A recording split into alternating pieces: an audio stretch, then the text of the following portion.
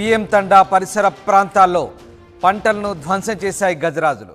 దీంతో స్థానికులు భయాందోళనకు గురయ్యారు. అప్రమత్తంగా ఉండాలని అటవీ అధికారులు సూచిస్తున్నారు. మీరు చూస్తున్న దృశ్యాలు చిత్తూరు జిల్లాలో ఏనుగుల బీభత్సానికి సంబంధించిన దృశ్యాలు. గజరాజులు బీభత్సం సృష్టించాయి. పంట పొలాల్లోకి దూరి పంట పొలాలను సర్వనాశనం చేశాయి. అంతేకాదు అక్కడ ఉన్నటువంటి ఓ వ్యక్తిపై కూడా దాడి చేశాయి. పిఎం తండాలో ఒకరు మృతి చెందారు. మృతుడు కన్నానాయక్గా గుర్తించారు.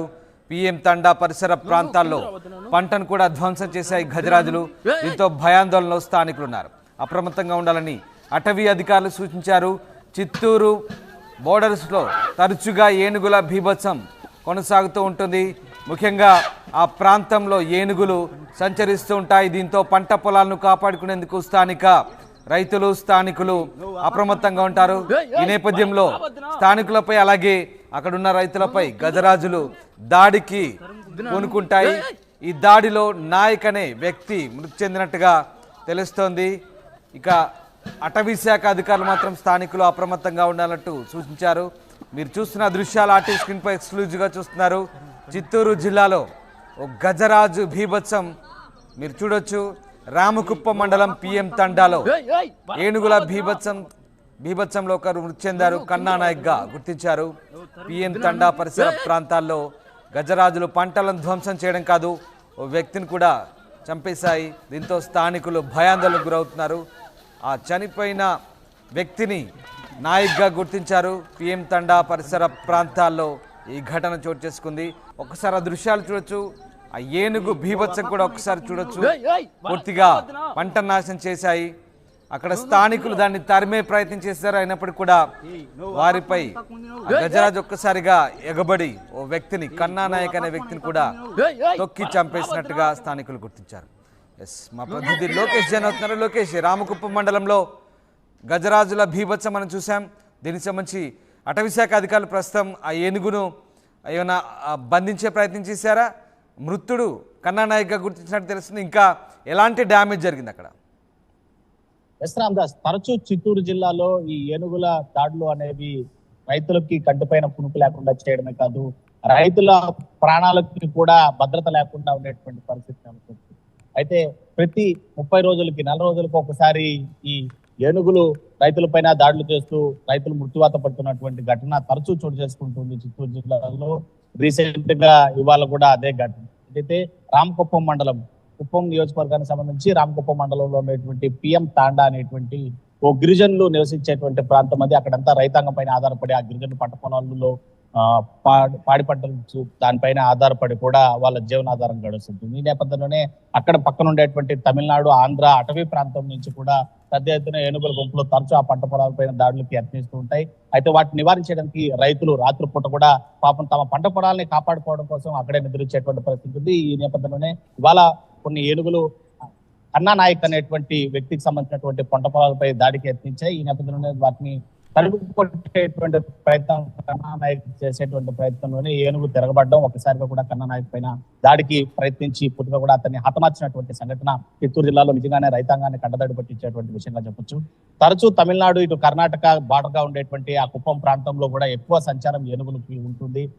తరచూ పంట పొలాలను నాశనం చేయడమే కాకుండా రైతాంగాలు తరిమి కొట్టేటువంటి ప్రయత్నం చేసి వారిపైన తిరగబడడం, వాళ్ళని గాయపరచడం లేదా హతమార్చడం వంటి ఘటనలు అనేకం జరుగుతూనే ఉంటాయి. వాటిని ఎదుర్కొనేదానికి కూడా రామకుప్పం రేంజ్ లో కుంకి ఏనుగులను, 2 ట్రైనీ ఏనుగులను అటవీ శాఖ పెట్టి ఏనుగుల గుంపు సంచారం కనుక పంట పొలాలపైకి వస్తే వాటిని తరిమి కొట్టేటువంటి ప్రయత్నాలని ఆ కుంకి ఏనుగుల ద్వారా చేసేటువంటి ప్రయత్నం చేస్తుంటారు.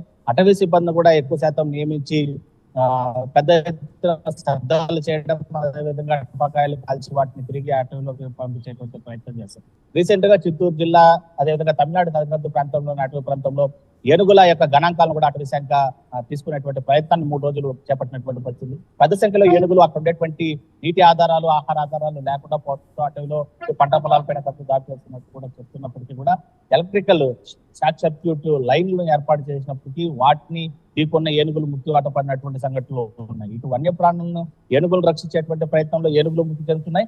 రైతాంగానికి రక్షణ కల్పించేటువంటి పరిస్థితుల్లో రైతులు మృతి చెందుతున్నటువంటి పరిస్థితి. ఎలా దీన్ని అరికట్టాలి అనేటువంటి పరిస్థితిని అయితే అటవీ శాఖ నిజంగానే దీన్ని తలభారంగా మారిందని చెప్పొచ్చు. తరచూ దానిపైన చర్యలు చేపట్టదో అటవీ శాఖ. ఖచ్చితంగా అటవీ శాఖ యొక్క అభద్రతా భావంతోనే రైతులు నిజంగా మృత్యువాత పడుతున్నారు. మరోవైపు ఏనుగులు కూడా ఈ విద్యుత్ తీగలను తగిలి మృత్యువాత పడుతున్నటువంటి ప్రయత్నంలో ఇటు రైతాంగానికి కావచ్చు, అటు ఏనుగులకు కావచ్చు, ఇటువంటి రక్షణ కల్పించడంలో అటవీ శాఖ ఫెయిల్యూర్ అవుతుందని చెప్తున్నప్పటికీ దానికి ఆల్టర్నేటివ్ గా తీసుకోవాల్సినటువంటి జాగ్రత్తలను, అంటే ఇంత టెక్నాలజీ పెరుగుతున్నప్పటికీ కూడా wild life institute of India దగ్గర నుంచి సలహాలు తీసుకోవడం లేదా ఆ ఏనుగుల్ని మన ప్రాంతాల్లోకి రాకుండా అరికట్టేటువంటి ప్రయత్నాలు చేయడంలో అయితే మాత్రం నిజంగా అటవీ శాఖ ఫెయిల్యూర్ గానే మనం చెప్పాల్సినటువంటి పరిస్థితి. అయితే వన్యమృగాల్ని అడ్డు పట్టడమో లేదా వాటిని బంధించేటువంటి ప్రయత్నాలను ఎక్కడా కూడా చేయకూడదు. వైల్డ్ లైఫ్ ఆఫ్ లా దీనికి ఒప్పుకోదు. కాబట్టి వాటిని స్వేచ్ఛగా తిరిగేటువంటి పరిస్థితిని కల్పించాలి. అండ్ అదే రీతిలోనే వాటి రక్షణ కూడా కల్పించాల్సినటువంటి బాధ్యత అటవీ శాఖ పైన ఉంటుంది. మరోవైపు ప్రభుత్వ రంగ సంస్థల పైన ఇటు రైతాంగాన్ని పంట పొలాలను రక్షించాల్సినటువంటి బాధ్యత అయితే ఉంటుంది.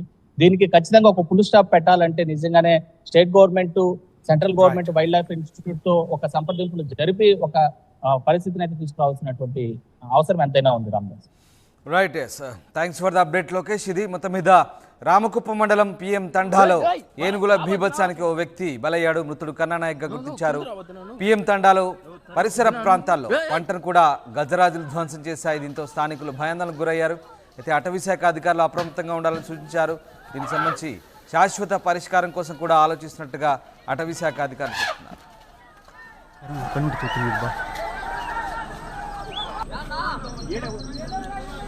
నువ్వు అపక్కోన ఈ పక్క ఉంది, నువ్వు రావద్దునా,